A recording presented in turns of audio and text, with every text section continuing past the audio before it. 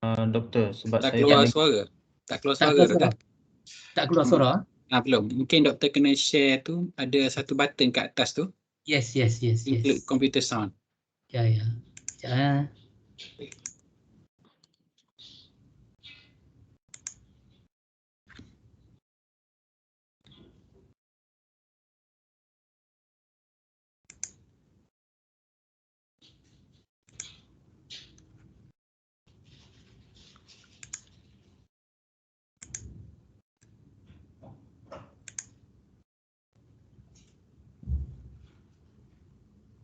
Okey.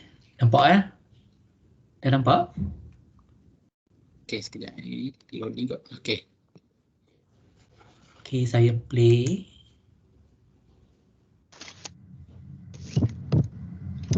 Ada suara?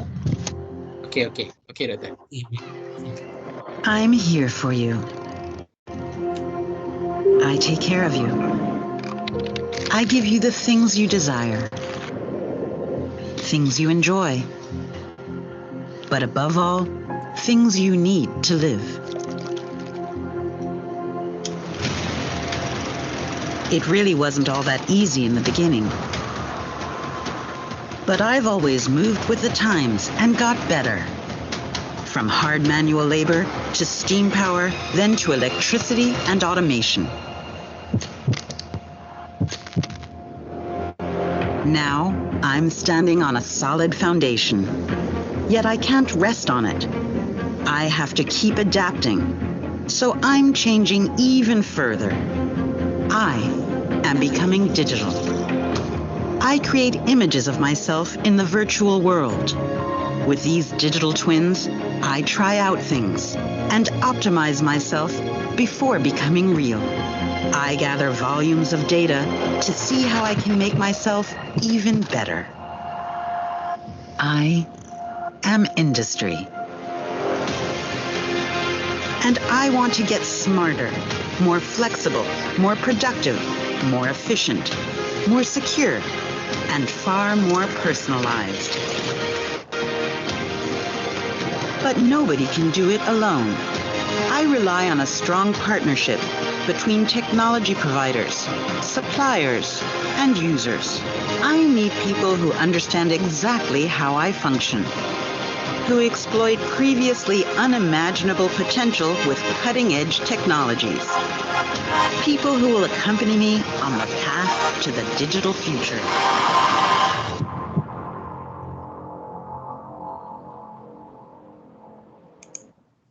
Jadi begitulah, kalau kita tanya berapa banyak industri telah berubah ataupun sejauh mana industri telah berubah daripada zaman tahun hujung kurun ke-19 sekarang, dan sekarang ni kita kurun ke-21, kita nampak perubahan yang begitu ketara sekali lah.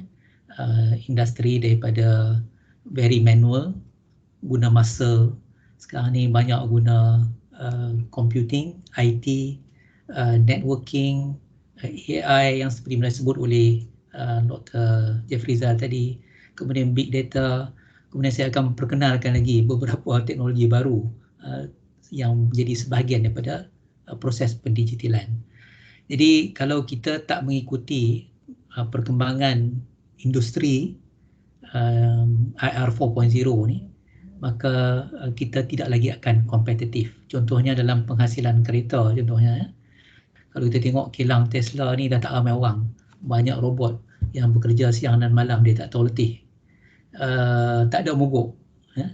Dan kita tengok di negeri China sendiri pun walaupun orang ramai, tetapi automation tu berlaku dengan begitu ketara sekali. Jadi kalau dah macam tu, kita risau juga. Semua pakai automation, semua pakai AI, orang ni nak buat apa lah pula? Orang masih lagi ada kerja. Don't worry. Bagi setiap robot yang kita cipta ni, ataupun kita bina, kita develop, dia memerlukan ramai manusia rupanya untuk program dia, untuk maintain dia dan sebagainya. Jadi begitu juga kalau kita tengok sejarah zaman batu. Zaman batu berakhir bukan sebab batu tak ada, tapi sebab pertanian mula lebih berkembang dengan hebat. Begitu juga zaman pertanian, zaman industri manual ni bukannya sebab orang tak ada, tak, tapi sebab teknologi baru yang datang merubah cara kita bekerja. Tapi insyaAllah peluang pekerjaan masih ada kalau kita mengikuti skill set yang diperlukan zaman IR 4.0 ni, insyaAllah ya. Jadi kalau kita duk dengar pendigitalan dan industri 4.0 ni apa? Well, pendigitalan ni berlaku pada industri 3.0 lagi, tapi dengan lebih meluas pada industri 4.0. Dan Jepun ni dah bersembang tentang industri 4.0 dan industri 5.0. Dia pun ada roadmap dia tentang society 5.0. Begitulah, bagi negara yang dah adopt banyak teknologi ni, dia lebih bersedia untuk mengubah cara bekerja dengan lebih efisien. Jadi bila secara ringkasnya kalau kita tengok pendigitalan ni, tadi kita dengar big data, kita dengar kita dengar sekejap laser pointer, kita dengar Internet of Things, ya. Dia ada tambah lagi, dia ada blockchain, dia ada cyber security, dia ada, tadi ada sebut cloud computing, kemudian dia ada system integration, dia ada simulation, dia ada digital twin, ada physical, ada digital, kemudian dia ada smart sensor. Inilah rumusan kepada industri 4.0 melalui proses pendigitalan, ya. Dan kalau kita tengok teknologi yang ada sekarang ni, tadi dah sebut lah AI, cyber security, communication, kita sebut juga IoT, ada setengah dia kata IIoT, industrial IoT. Kemudian kita dengar perkataan edge computing, cloud computing dan edge computing. Kemudian kita kata ada smart device ataupun peranti pintar. Kemudian kita ada reality tertambah ataupun augmented reality. Kita pernah dengar virtual reality. Sekarang ni ada trend kepada AR ataupun augmented reality. Kemudian moving forward dengan adanya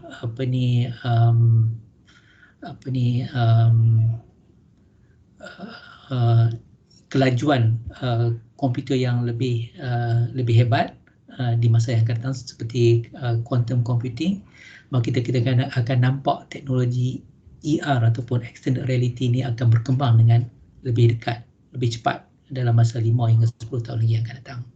Jadi inilah teknologi-teknologi yang adanya yang dah mature, ada yang sedang dalam lab skill, tapi apapun teknologi ini akan banyak memberi perubahan atau impak kepada cara kita bekerja. Business proses yang dulu kita rasa dah stable, dah bagus dah, 80-an, 90-an, buat apa kita nak tukar? Kalau kita tak tukar, akan ada business model yang baru akan merubah kita, akan disrupt kita dan akan menyebabkan kita ni tak relevan lagi. Jadi ini suatu yang nak tak nak kita kena ambil tahu dan mengikut perubahan masa yang sedia ada, ya. Kemudian begitu juga dengan operasi, dengan produk yang sesuai untuk tahun 90-an, tahun 2000, sekarang ni dah tak sesuai.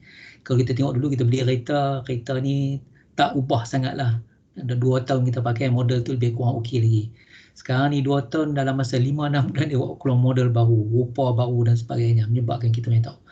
Menyebab kita ni lagi dah tak kurang relevannya, ya. Begitulah taste pengguna ni dah berubah banyak. Bukan semuanya semestinya kita ikut.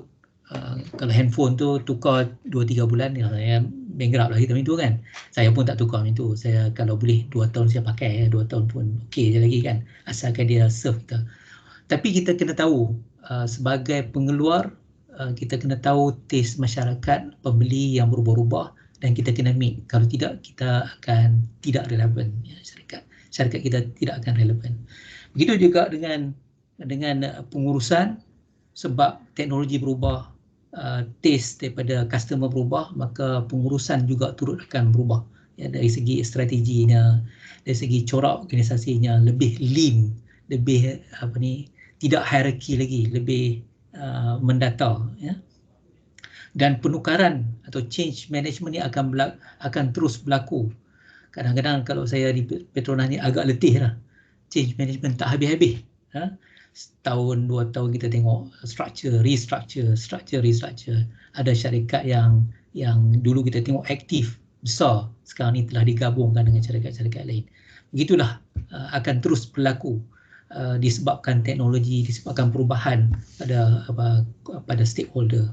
Begitu juga dengan keputusan kita akan berubah, cara kita membuat keputusan dulu mungkin cukup dengan sedikit data, tapi sekarang ni memerlukan data yang intensif, perlu yang lebih tepat, lebih cepat seperti mana Dr. Jeffrey sebut tadi, untuk kita membuat keputusan yang tepat pada ketika itu, ya. Jadi inilah tonggak, inilah pilar industri 4.0 dan juga pendigitalan yang kita akan bincang sekejap lagi, ya. Jadi apapun penghujung dia dalam pendigitalan ni, kita nak tengok, kita nak dapatkan flexibility, kita nak dapatkan kesejahteraan, kita nak dapatkan kecekapan, komunikasi yang baik dan juga keselamatan, ya. Jadi 5 aspek ni yang kita nak dapatkan daripada proses pendigitalan ni. Kalau tidak, tak bermakna lah, ya. Kenapa perlu 5 ni? Jadi kita sebab melalui pendigitalan ni kita akan bring down ataupun drive down our cost, kemudian kita ramping up our speed, and then more sustainable, greener, less CO2 emission, lebih environmental friendly, ya. Dan kita akan provide better service to our customers. Kalau dulu kita kata mungkin servis 3.0, 2.0 memadai, tapi sekarang ni kena servis 5.0 lah pula, kan. Samalah kami di UTP, di universiti. Kalau dulu student boleh jumpa kita kecuali waktu office hour, sekarang dah tak ada office hour lagi dah. Dia akan message kita, email kita, call kita pada masa yang tidak menentu. Pukul 11 malam pun dia call, dia boleh message kat kita, dia email kita, dan dia expect instant ataupun near instant reply. Tak boleh lagi kita ingat, tak apalah, weekend free, malam free, 8 to 5, tak ada lagi dah. Zaman tu dah berakhir. Nampak gaya lepas post-COVID ni pun, lepas COVID maknanya post-COVID ni pun, benda ni akan berterusan. Kalau tidak, dia kata kami bayar yuran yang mahal, tak sepatutnya servis yang poor, ya. Begitu juga dengan maximize market impact. Maknanya kehadiran kita akan memberi impak positif kepada masyarakat, ya, pada pasaran. Dan kita improve the quality of life for our customers, ya. Memudahkan mereka, memberi kepuasan kepada customer kita. Dan seterusnya, of course, kita akan generate valuable data untuk kita refer back untuk membuat keputusan yang lebih baik. Jadi inilah kesan jelas pendigitalan yang kalau kita tak ambil bahagian, tak pandang serius tentang pendigitalan ni, kita akan ketinggalan, ya. Dan kalau tuan-tuan perempuan semua melihat dari segi trend, mega trend report daripada Gartner, daripada Accenture, PwC video tadi, daripada Siemens dan sebagainya, digitalization ni adalah satu peluang perniagaan yang cukup besar, ya. Dari transformasi digital je, ni Global Newswire estimate lebih kurang 3 trilion, ya. Jadi 53% datang daripada sini. 3 trilion US dollar ni besar lah, kan, ya. 3 trilion US dollar, kita Malaysia ni GDP kita lebih kurang 1 trilion ringgit, 1.4 trilion ringgit. Ini 12 trilion ringgit. Jadi transformasi digital ni suatu bisnes yang besar. Kalau kita semua import aja hardware, software, services daripada luar, maka negara kita akan jadi defisit lah, defisit digital, ya.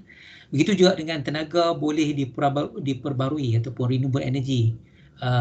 Melalui digitalization ini, value dia lebih kurang 1.5 trilion.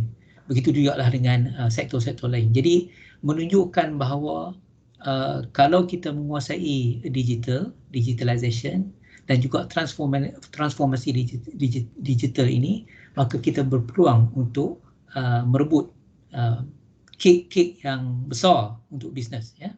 Peluang yang besar untuk bisnes. Begitu juga kalau kita tengok daripada Jabatan Statistik Malaysia, ICT contribution to economy. Kalau kita sebut ICT ni termasuklah digitalization dan sebagainya, hardware, software, ya. Kalau kita tengok dia berkembang dengan baik daripada 2015, nilai dia lebih kurang 213 bilion, 2019 kepada 289 bilion. Growth dia steady je, 7%, ya 5%, 10%, 7% dan 7.1%, ya. Jadi kalau kita nak gambarkan 289 bilion ni, ya, ini lebih kurang 20% daripada GDP Malaysia, yang 1.3 1.4 trilion tu. Ni dekat-dekat 300 bilion, ya. So lebih kurang 20% lah, 20%. Besar peranan yang dimainkan oleh sektor ICT ataupun digitalization ini. Dan kalau kita tengok siapa pemainnya sayangnya yes, ada syarikat-syarikat Malaysia, tapi kebanyakannya ialah pada syarikat-syarikat luar. Jadi ini suatu yang perlu kita memperkasakan syarikat-syarikat lokal kita, supaya dia dapat bersaing dengan syarikat daripada luar yang compete di Malaysia dan juga di luar Malaysia, ya. Jadi kalau tuan-tuan tengok perkembangan setelah COVID ni melanda, contohnya kita tengok Amazon Web Services, kita tengok Google, kita tengok Apple, Microsoft, semuanya share price dia meningkat sejak COVID. Dan yang terkaya seperti Jeff Bezos dan sebagainya ialah semua orang yang daripada tech-based company, ya. Syarikat-syarikat minyak dan sebagainya dah dulu nombor 1, nombor 2, sekarang ni dah mula menurun, ya. Dan kalau tuan-tuan semua melalui mengikuti laporan perkembangan Petronas sendiri pun, the first quarter of this year memang kita tak baru recover ya compare last year, ya. So last year was not really good, ya. Jadi ini suatu yang memberi cabaran kepada syarikat yang besar seperti Petronas pun untuk melakukan transformasi, bukan saja digital tapi transformasi bisnes, ya. Jadi apapun, ini satu indication yang digital akan here to stay with us, dan kita perlu merebut peluang ini untuk bersama-sama menikmati kek yang besar ni, ya. Dan saya sempatlah tengok kaji sikit tentang proses pendigitalan ni. Ni daripada research lah, research based. Area mana yang, sektor mana yang boleh kita highly digitize ataupun kita lowly digitize, ya. Kalau tengok IT ni memang semua dah ready lah, sepatutnya ready untuk full digitalization, ya. Ni semua biru belaka, maknanya high digitalization. Sama ada duduk di office, tak duduk di office, dalam IT punya department ni patut dia dah ready lah for that, lah. Dia boleh kerja di mana saja, ya. Begitu juga dengan media, semua dah biru dah, ya. Professional services dah banyak biru. Finance, insurance, yes, seperti mana yang disebut oleh Dr. Jeffrey tadi, ya, kita tengok bank, insurance, finance dah boleh kata kebanyakannya highly digitalized, ya. Wholesale trading, kalau kita tengok order through Shopee dan sebagainya ni, semuanya berlaku melalui secara digital, ya. Tapi kalau kita tengok, sayangnya kita tengok Shopee ni siapa pemilik dia, Lazada siapa pemilik dia, apa lagi yang popular, ya, lelong.com dan sebagainya, kebanyakannya ialah bukan hak milik Malaysian company, ya. Kebanyakannya Singapore based. Alibaba dan sebagainya of course itu from China. Kalau kita tengok eBay dan sebagainya itu from UK. Jadi kita tidak menguasai teknologi itu dengan baik, dan kita tidak menguasai juga pemasaran dan revenue generation daripada sektor bisnes wholesale trading ni dengan baik. Kita kalah lah dengan syarikat-syarikat yang lain. Kenapa? Sebab adoption of digital ni agak lewat di Malaysia, ya? Agak lewat. Kadang-kadang kita di universiti mengajar suatu yang agak ahead of time, 5 years, 10 years, tapi masyarakat tak ready. Jadi pelajar-pelajar yang graduate ni mereka fokus kepada benda-benda yang kurang sikit priority dari segi resiliency dan competitiveness-nya. Jadi itulah selalunya kita ni agak terlewat sikit kalau berbanding dengan jiran-jiran kita seperti Singapura contohnya. Dan kalau kita tengok di Indonesia sekarang ni pun hebat, ya, sangat laju dari segi proses pendigitalannya.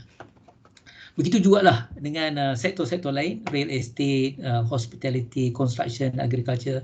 Elok kita semak semula Dan kalau saya map dengan syarikat-syarikat di bawah Tuan Haji, inilah antara syarikat yang akan terkesan untuk melihat semula sejauh mana pendigitalan ni akan merubah, akan menyebabkan mereka lebih kompetitif, insyaAllah. Ya. Dan kalau kita tengok, saya kena tengok time, 12.50. Kalau kita tengok mega trend pun mengikut Huawei 2025, ini tak lama lagi, 3-4 tahun saja. Kita tengok kita ni takkan berpisah untuk bersama-sama dengan robot. Pasaran robot ni sedang meningkat, sama ada sebagai toys ataupun sebagai assistant. Sekarang ni dah boleh beli kitchen cabinet bersama dengan robot. Kita boleh suruh dia masak apa yang menu yang telah disediakan di situ. Dia boleh turun basuh pinggan. Kitchen cabinet dengan robot, ya, dah ada di pasaran. Begitu juga dengan super sight, tak lagi dengan passive screen tapi very active screen, AR, VR, ER yang saya sebut tadi. Kemudian zero search. Zero search ni bukan bermakna kita tak search, tapi kita banyak bergantung kepada digital assistant. Macam sekarang lah, apa-apa pun kita Google, walaupun bukan semua dapat dijawab, tapi dia dapat memberi maklumat yang berguna. Ya. Of course lah, kalau kita belajar sesi tafsir dan sebagainya, mungkin belum sesuai lah dengan kita tanya Mr. Google. Dia akan memberi list yang mungkin tidak tepat dan sebagainya.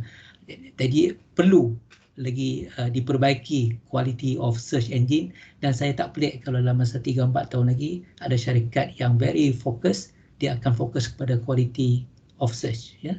Begitu juga dengan tailored streets, ini semua akan berlaku dalam masa 4-5 tahun. Kita akan nampak kereta yang tanpa driver, dia certain road dia memang dah program dah in such a way supaya dia dapat beroperasi dengan baik. Ya. Dan working with bots already is happening. Begitu juga lah yang trend 6, 7, 8, augmented creativity dan sebagainya. Tuan-tuan bolehlah explore sendiri. Kalau tengok dalam YouTube, ada setengah tu wayang, tapi ada setengah tu yang betul. Kita nampak pendigitalan ni berlaku dengan begitu pantas sekali. Ya. Okey, saya akan lebih kurang spend masa lebih kurang 10 minit lagi. Kita tengok apa yang berlaku di oil and gas industry. Pendigitalan sebagai normal baru, kajian beberapa kes lah, yang simple-simple saya ambil. Kalau kita tengok, kita ada lebih kurang 1,000 lebih platform yang ada di lautan berhampiran dengan Sabah Sarawak ni. Platform yang sebegini besar ni, lebih kurang 1,000, banyak. Dan ada setengah ni saya tak dapat kepastian berapa persentasenya, tapi high percentage of unmanned platform, dah tak ada lagi dawang kat situ. Ya, semuanya fully automated. Adanya yang kita lepas, dia panggil animal robot. Dia dapat bergerak, naik turun dan sebagainya, ambil gambar untuk kita dan hantar message tu ke Twin Towers. Dan ini sedang berlaku, ya, sedang berlaku. Dan kalau kita tengok virus corona ni, lagilah dia memberi kesan yang lebih teruk lagi kepada, ataupun lebih mencabar lagi kepada syarikat oil and gas. Ya. Jangkitan di pelantar berlaku, walaupun kita tengok pelik juga kenapa yang jauh dan tak ramai di pelantar pun berlaku, tapi ini berlaku. Ini yang menyebabkan unmanned platform ni akan diteruskan di akan masa yang akan datang. Ya. Kemudian kita tengok juga sekatan perjalanan tak mudah lagi dah nak naik flight dan sebagainya, kecuali dengan sebab-sebab yang kukuh. Saya pun dah lama dah tak meeting di Twin Tower, dah lama dah tak berjumpa dengan klien dan sebagainya, dah lebih hampir 2 tahun. Dah lama dah tak naik flight, ya, sejak COVID ini. Jadi sekatan perjalanan tu akan berlaku. Kalau kita tengok unjuran yang dibuat oleh beberapa syarikat di Singapura, nampak gaya kalaulah trend macam sekarang ni, virus yang ada sekarang ni, mungkin sehingga 2024, 2025 barulah kita akan boleh balik kepada suasana yang sebelum ini. Itu pun kalau ada vaksin, kalau ada teknologi yang tertentu yang boleh kita mengawal COVID ini. Ya. Dan kita tengok oil price pun tak sehebat dulu, tak sebagus dulu. Malah kalau kita tengok pada bulan 4, bulan 5 tahun lepas, price of oil ni negatif. Tak pernah berlaku dalam dalam history. Ya. Sebab apa? Sebab semua tangki dah penuh.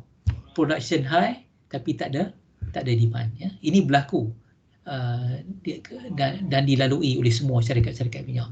Tak agak pelik ya, negatif ni. Tapi inilah kenyataan ya. Dan demand drops walaupun setelah kita recover balik, kita buka balik semula ekonomi kita bulan 6, bulan 7 tahun lepas, dan kita tengok permintaan tak seperti dulu lagi. Ya. Dan ini berlaku bukan di Malaysia saja, berlaku di seluruh dunia. Dan disebabkan itu kita nampak unjuran untuk penggunaan minyak ini akan berkurangan dalam masa 4-5 tahun yang akan datang. Jadi tuan-tuan boleh bayangkanlah ke mana arah pula Petronas akan menuju selepas ini ya. Dan sama ada COVID ini berakhir ataupun tidak, kita unjurkan bahawa permintaan tahunan minyak ni akan berkurangan. Bukan sebab apa? Sebab allergic. Europe ni dah mula allergic dengan fossil fuel. Ya. Kereta akan banyak EV, electrical vehicle. Sumber power generation banyak daripada solar, daripada renewable energy, daripada wind, ya, dan juga daripada green source, daripada gas. Tak ada lagi daripada coal, daripada petroleum dan sebagainya. Jadi kita akan hadapi tekanan yang lebih tinggi lagi ya. Jadi secara ringkasnya saya boleh sebut sini bahawa change is the only constant. Perubahan merupakan satu-satunya yang kekal. Masa yang sekarang dan yang akan datang ni kita akan melalui proses dipanggil sebagai VUCA, iaitu volatility, yang tak tahu harga naik turun minyak ni macam mana. Begitu juga dengan pasaran saham. Uncertainty, suatu yang kita tak boleh nak predict, macam COVID ni kita tak prepare sepanjang ni dan seserius ini ya. Dan proses untuk menyelesaikan semua ni semakin kompleks, memerlukan maklumat data yang banyak. Kemudian walaupun dengan data yang ada agak kabur ke mana hala seterusnya yang kita akan lalui ya. Jadi ini merupakan suatu yang bukan perkataan saya, VUCA ni kalau kita boleh Google, dan Presiden Petronas sendiri pun sebut benda ni sejak 3-4 tahun lepas lagi ya. So dengan COVID ni memang betul lah, memang tepat lah apa ramalan yang disebut. Tak cukup dengan itu, kalau kita tengok syarikat-syarikat minyak ni seperti Shell contohnya, dia kena denda. Netherlands court orders oil giant to cut emission, dan dia kena bayar pampasan yang tinggi, dan dia terpaksa cut CO2 emission dia sebanyak 45% ya, by 2030. Kalau tidak, dia akan didenda. Dia bertanggungjawab kerana dia jual produk minyak ni keluarkan CO2 dalam ke udara, maka dia bertanggungjawab. Begitu juga dengan syarikat-syarikat minyak yang lain.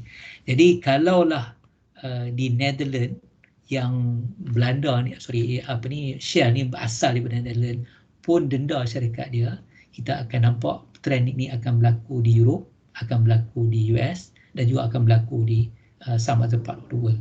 Jadi ini suatu yang akan merubah lagi business proses kepada syarikat oil and gas ya.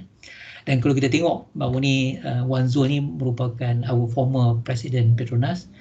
Bila dia berhenti daripada Petronas, dia diambil oleh ExxonMobil. Namun tempoh masa dia berakhir hanya 3 bulan ya. Bukan saya nak kata dia tak bagus, no, dia bagus. Tapi ExxonMobil sendiri memerlukan orang yang ada pengalaman tentang renewable energy. What the glory of the past ni dah tak menjadi glory lagi lah. The future ni akan bergantung kepada renewable energy ataupun green source of energy. Ya. Begitu jugalah dengan COVID ini, maka dia menyebabkan lagi kompleks suasana dia. Menjaga keselamatan ataupun safety of our staff ni is number one priority still. Kita banyak buat otomasi untuk monitor staff kita di sama ada di platform ataupun di bangunan yang sedia ada, premis yang sedia ada. Kemudian kita mendayakan kerja jarak jauh. Ini dah jadi normal scene, duduk atas katil ataupun atas meja dan atas kursi di rumah. dan berhubung bukan lagi 8 to 5 tapi dalam tempoh masa yang panjang termasuk weekend, ini dah jadi satu yang biasa, ya. Dan moving forward, inilah kecemerlangan operasi melalui pendigitalan dalam industri ONG akan berlaku ekstensif IoT contohnya, ekstensif cloud computing, ekstensif big data analytics, ekstensif AI, begitulah juga dengan teknologi yang disebut sebagai 9 pillar of IR 4.0 tadi, ya. Dan begitu juga dengan teknologi seperti multimedia, AR, VR, IoT yang saya sebut tadi, ini akan menjadi tunggak kepada pendigitalan dalam industri minyak oil and gas, ya. Dan bagi tabung haji sendiri, tadi ada soalan macam mana nak ubah. Ini saya tak boleh nak jawab secara menyeluruh, tapi saya boleh bagi pengalaman sedikit lah tentang saya telah melalui proses mengerjakan haji pada 2013. Jadi saya nampak ada banyak peluang untuk kita digitalkan proses ini. Contohnya kursus bimbingan haji. Kalau sebelum ni banyak pergi ke masjid dan sebagainya. So bayangkanlah kalau masjid sekarang pun ditutup, apa pilihan yang ada. Jadi banyak mungkin online training contohnya.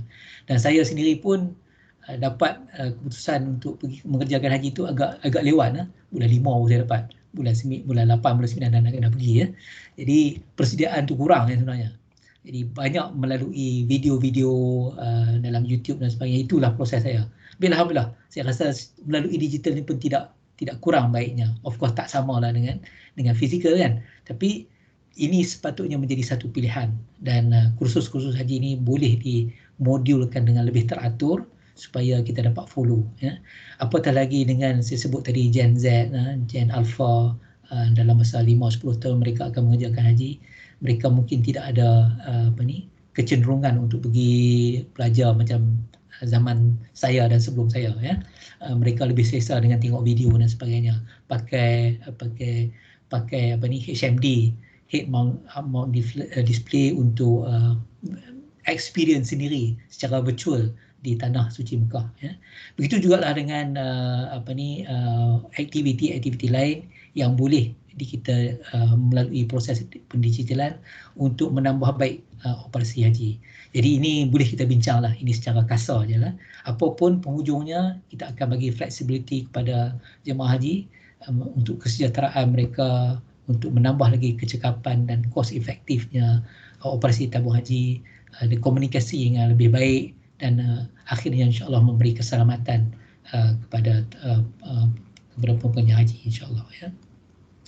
Dan sedikit video untuk masa 4-5 minit, ya.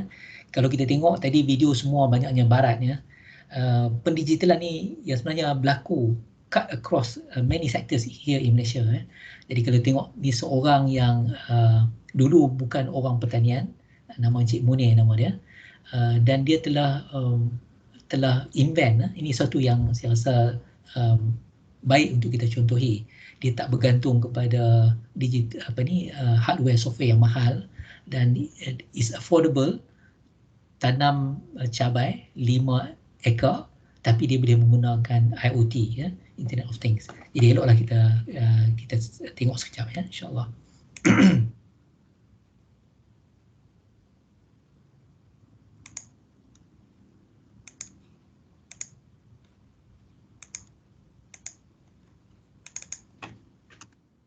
Pertanian ni dia tidak mengira anda siapa. Yang penting kita nak sesuatu, nak usaha dan nak mencari jalan, ada saja. Jadi banyak peluang yang ada di situ. Jadi kalau kata COVID ni tak ada kerja, wang bekerja, itu bukan alasan untuk kita tidak boleh berkembang ke depan. Mungkin itu satu sebab kita kena pergi pertanian.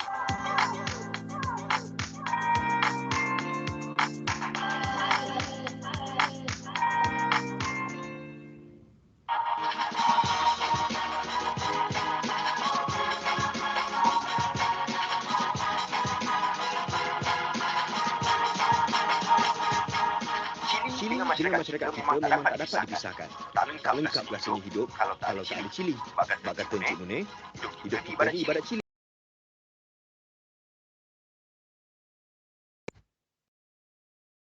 Prof, doktor boleh onkan mic doktor, dia hilang suara. Buka mic je. Mikrofon doktor dia mute mungkin. Mikrofon doktor mute, dia hilang suara.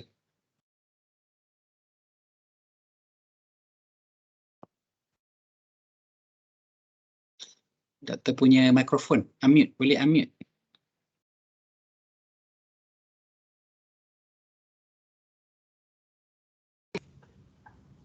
Okey. Okey, sebentar ya. Sekali lagi. Pertanyaan Dengar tak? Dengar? Dia tidak mengira okey. anda siapa. Dengar Yang sekejap ya. Cuma suara dia macam bunyi double lah. Oh ya ke? pertanian ni dia Okey tidak tak? mengira anda siapa. Yang Okey, penting okey. kita nak sesuatu, nak usaha dan nak mencari jalan, ada saja.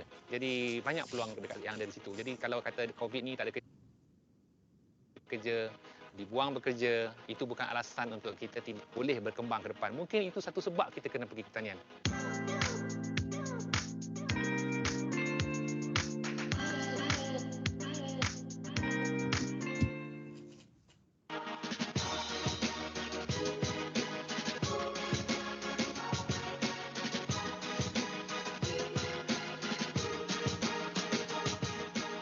Cili dengan masyarakat kita memang tak dapat dipisahkan.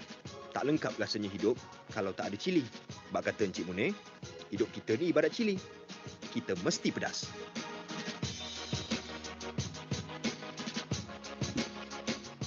Nama saya Munir Hashim bin Abdullah. Saya berasal daripada Sarawak. Inilah kebun saya. Kami bawakan anda ke air keruh Melaka. Ini adalah kisah gerasi cili.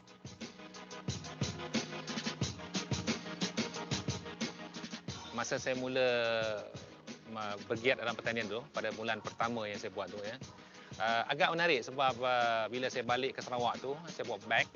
Bila saya balik ke rumah mak saya tanya, kenapa bawa beg ni kan? Bergaduh dengan bini ke? Kan? Dengan isteri bergaduh kan? Saya tergelar je. Sebab dia heran kenapa daripada orang bandar ni pergi kampung bawa beg nak tiba-tiba nak tanam cili pula balik kampung. Jadi dia kata ini mesti tak betul ni. Jadi cabaran di antara satu yang itulah. Orang ingat kita ini mesti gila ni balik kampung. Orang gelakkan kita. Tapi inilah hujung ceritanya.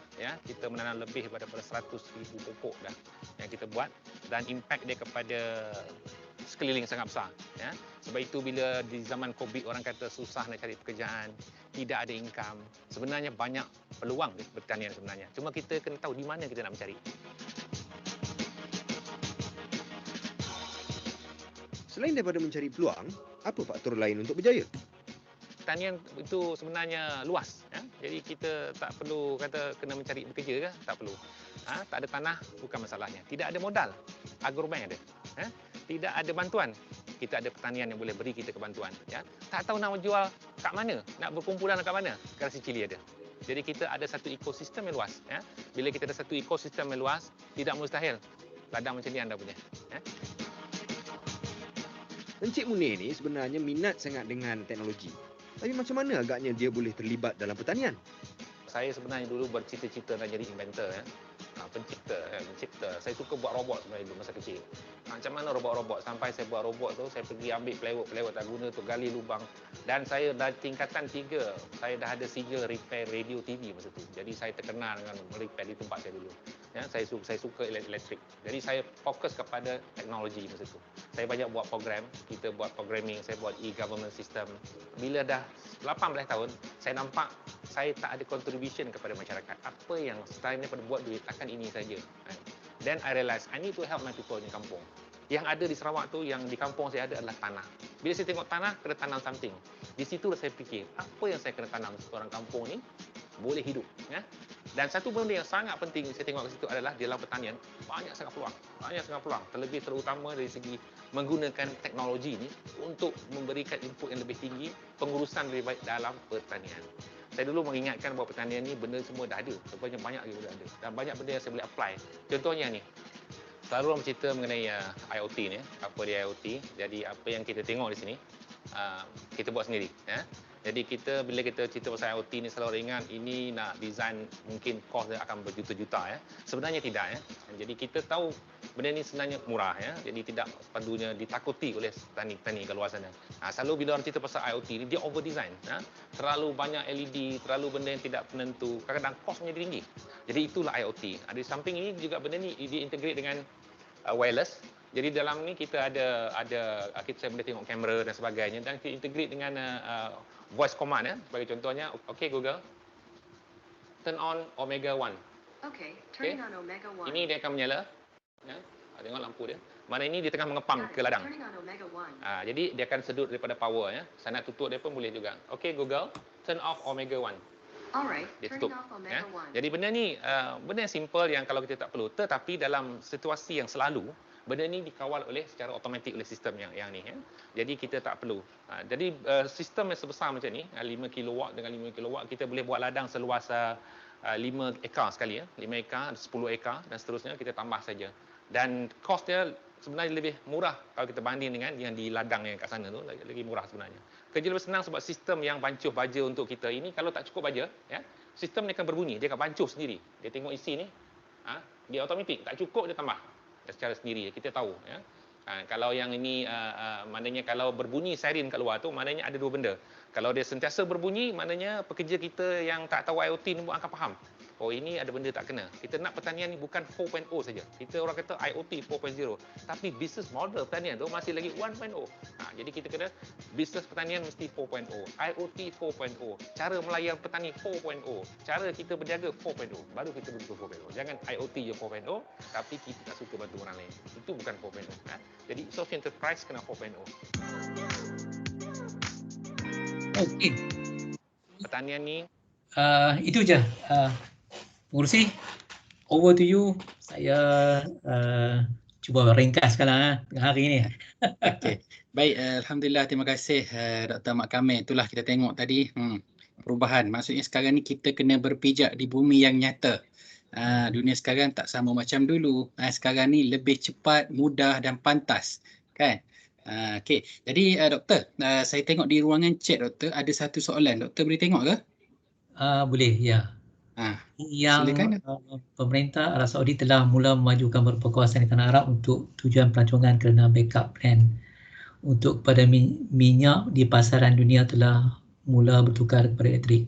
Bagaimana untuk plan Petronas dan Malaysia untuk berdaya saing secara global? Selepas ini, adakah kita perlu memantapkan pelancongan dan kraftangan yang tidak diambil alih oleh AI? Woi, soalan tu untuk menteri bukan saya. But anyway, di Petronas ni kita tak buang lagi oil and gas ni. Oil and gas masih core business. Itu yang telah diamanahkan kepada syarikat. Cuma kita look for renewable energy juga. Renewable energy ni insyaAllah kita akan reach mungkin 50-50 by 2030. 50-50 bermakna hasil daripada gas contohnya. Gas ni dia tak consider sebagai dirty sangat. Ya. Kita boleh convert kepada yang lebih cleaner gas. Mungkin hydrogen gas, tapi penghasilan hydrogen tu mungkin datang daripada fossil fuel sendiri. Jadi ini antara option yang kita ada. Of course kita mula semakin agresif dalam solar. Kalau tuan-tuan perempuan follow trend solar ni, kita ada satu company nama M+, dia dah produce in gigawatt. Kita beroperasi secara agak besar di India. Ini antara option yang kita nampak sebagai bisnes yang akan complementkan Petronas. Wind ni di Malaysia unfortunately kita angin tak laju, tak macam di North Sea. Jadi kalau kita pasang windmill pun dia tak boleh menguntungkan. Belanja besar tapi hasilnya tak seberapa. Kemudian kita tengok juga option lain seperti nuclear fusion.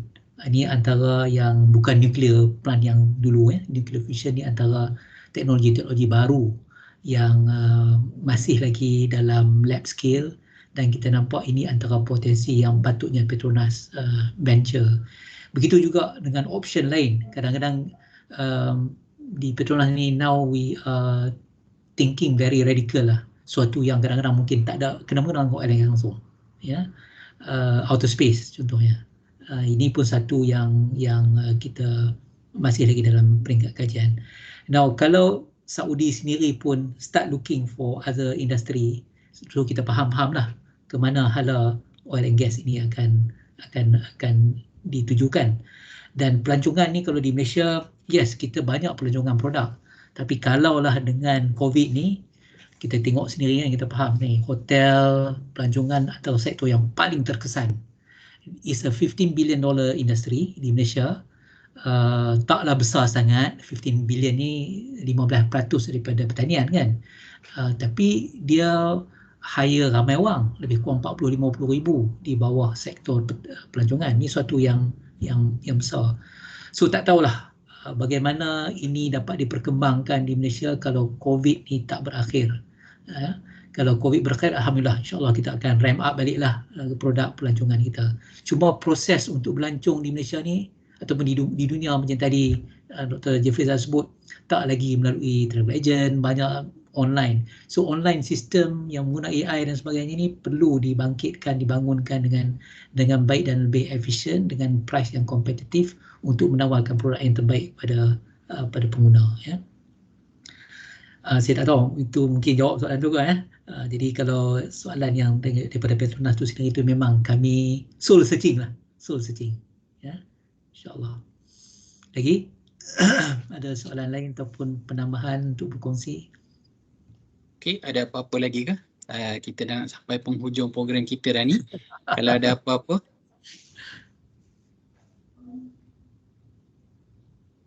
Okey, kalau ada Cik Ryan ke ada nak tanya apa-apa ada ni ke? Tak ada Okey, Doktor, saya ingat kita sudah sampai ke penghujungnya Doktor. Sekali lagi saya nak ucapkan terima kasih atas perkongsian Doktor untuk sesi yang ketiga ini, amat menarik juga untuk persediaan kita.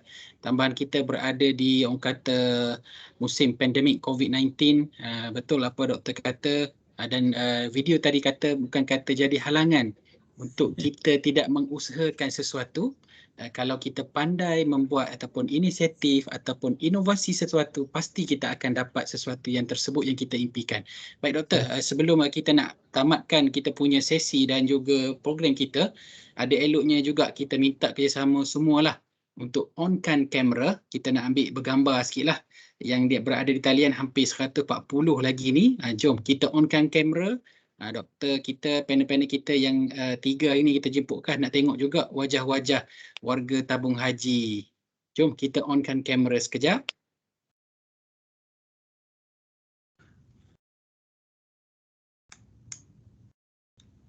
Okey, alhamdulillah ramai.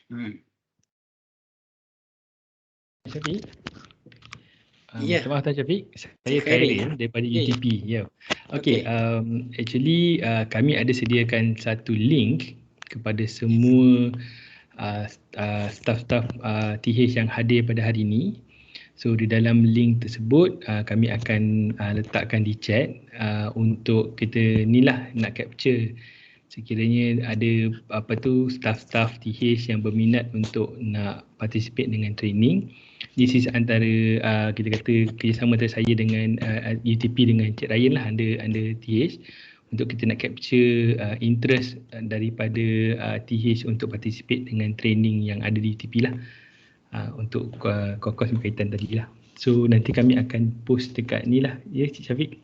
Baik, terima kasih Cik Khairil. Okey, untuk makluman seperti dimaklumkan tadi, sekiranya ada apa-apa ataupun nak join turut serta program bersama UTP, boleh klik link yang disediakan di ruangan chat ya.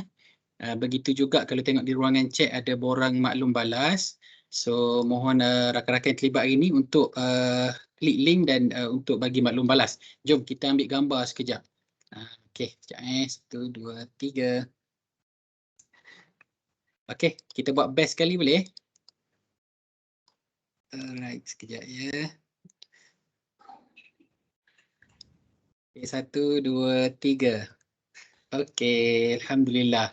Baik, alhamdulillah program kita sudah sampai ke penghujungnya. Saya mewakili pihak Jabatan Modal Insan khususnya di bahagian capability mengucapkan terima kasih kepada 3 panel jemputan kita pada hari ini, bermula dengan Dr.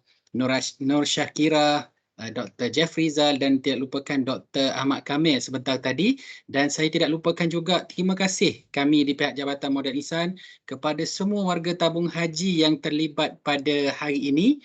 Mudah-mudahan apa yang dikongsikan pada hari ini daripada pagi sampai tengah hari dapatlah kita ambil peluang dan ruang untuk kita terjemahkan untuk meningkatkan kompetensi diri kita khususnya di tabung haji insya-Allah. Untuk akhirnya sekali lagi saya Muhammad Syafiq bin Syawal selaku orang kata pemudah cara untuk program hari ini memohon maaf sekiranya ada kesilapan, kekurangan di pihak kami mohon maaf. Terima kasih sekali lagi saya ucapkan kepada pihak UTP yang bekerjasama dengan kami. Sekadar itu saja untuk pertemuan kita.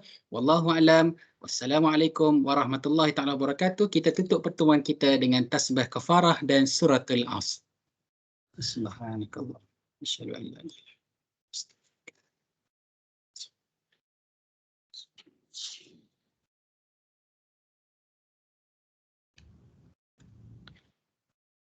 Terima kasih. Sama-sama.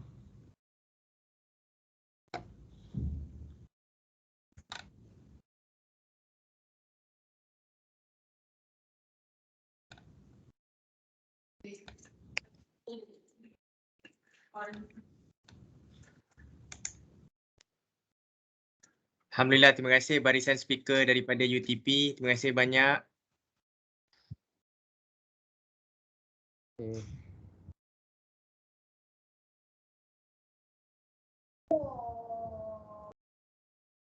Terima kasih banyak Ustaz Syafiq selaku kita punya pengerusi majlis. Terima kasih banyak juga pasukan saya, Haji Mujahid, Haji Syafiq, Hajah Farah Sofia, Haji Farhan, Hajah Cik Izzah. Terima kasih banyak, Alhamdulillah. Pada siapa-siapa yang nak masuk kursus-kursus short certification program boleh semak di link. Tim nanti kita pun hantar email lah dekat semua anggota kita insya-Allah ya. Kita hantar link dekat semua anggota. Pada siapa yang berminat boleh join. Okay, terima kasih. Assalamualaikum. Allah.